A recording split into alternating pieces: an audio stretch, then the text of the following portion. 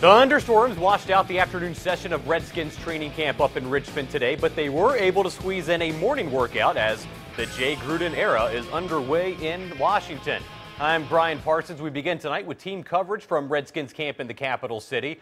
Early storylines include how will Robert Griffin III rebound from last year's disappointing season? How will receiver Deshaun Jackson fit in with his new team? And a veteran Redskins receiver is just trying to make the team. For that and more, let's send it to Bruce Rader in Richmond. Bruce. Was it the rain or just my imagination? But RG3 looked to be a little off, and the defense looked to be a little sharper as the Washington Redskins officially opened training camp today in a good old-fashioned rainstorm.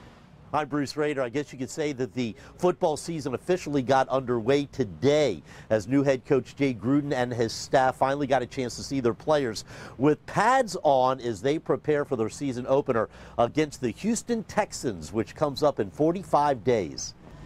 It was nasty here in Richmond this morning, so understandably the offense, well, looked a little off. It's one of those things you say when things are going wrong as an offense. We weren't as efficient as we wanted to be today all around, including myself. So it's a good thing to have to work through the rain and have to throw those wet footballs and have to catch those wet footballs and have to work on the quarterback center exchange, all those things. Robert was a little erratic. I think the balls were really wet early on. Didn't come out of his hands right a couple times, but I think he'll be the first to tell you he needs to improve, and I'll be the second to tell you he needs to improve, and that's going to be the case every day. I'm sure of that.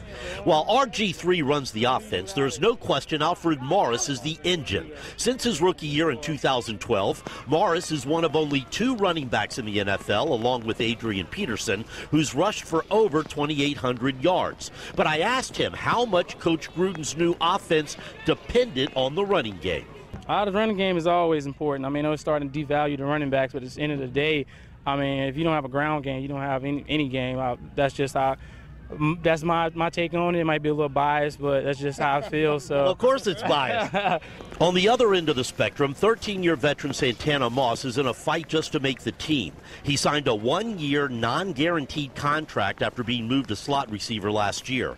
With big names such as Deshaun Jackson, Pierre Garçon, and new slot receiver Andre Roberts in the mix, and 9 other receivers in camp, the competition is fierce.